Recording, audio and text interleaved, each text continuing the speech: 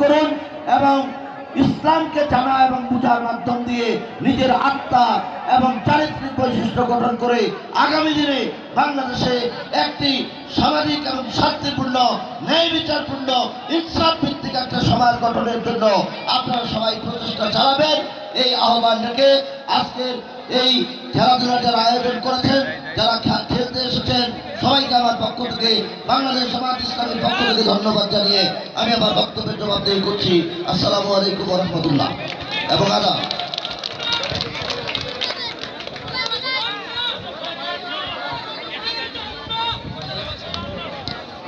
ধন্যবাদ সম্মানিত বিশেষ অতিথি মহোদয়কে। অনুষ্ঠানের এই পর্যায়ে আজকের সভাপতির বক্তব্য রাখছেন আজকের অনুষ্ঠানের সম্মানিত সভাপতি বিশিষ্ট সমাজসেবক জনাব রওশন আলী মহোদয়।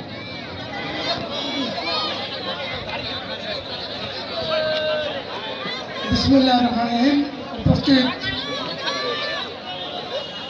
উপস্থিত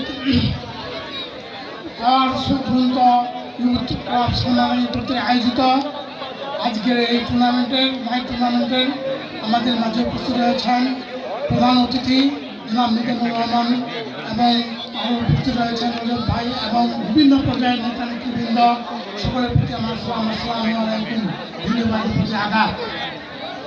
আসলে এই খেলাটি নাজিরউদ্দিন একটি এই এলাকার সন্তান ছিলেন।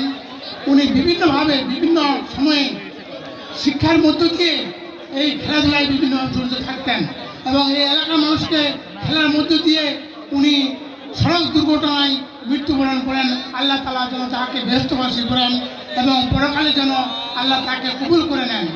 আমরা সবাই এই দীর্ঘ 7 বছর ধরে এই জায়গায় প্রতিবারে এই খেলাটি অনুষ্ঠিত হয় এবং সুষ্ঠুভাবে যেন খেলাটি সুসম্পন্ন হয়। এবারে আমি আশা করব যেন কোনো রকমের বিশৃঙ্খলার সৃষ্টি না করে আপনারা যারা এসেছেন, যারা ভলান্টিয়ার ভাই রয়েছেন, প্রশাসনিক ব্যক্তিরা রয়েছেন, সকলে আপনারা এই খেলার জন্য যেন কোনো গণ্ডগোল না হয় আপনারা সেটি লক্ষ্য রাখবেন। আর সবথেকে বড় বিষয় হলো যে এই খেলাটি আমাদের এলাকায় প্রতি বছর যেহেতু হয়, এই ইজ্জত রক্ষা করার জন্য এই যুবকরা দায়ী। কারণ যুবকরা যদি ভালোভাবে থাকতে চায় এবং বিশৃঙ্খলা না করে, তাহলে আমি মনে করব এই খেলাটি আমরা ধন্য বলে এলাকায় সুপরিচিত হবে। যাই হোক, আমি আমার বক্তব্য দীর্ঘায় করতেছি না। আমি সকলের প্রতি আবার সালাম এবং সুস্বাস্থ্য দীর্ঘায় কামনা করে সালাম এবং আদাব জানিয়ে আমি আমার সংক্ষিপ্ত বক্তব্য শেষ করলাম। আসসালামু আলাইকুম, হিন্দু আদাব।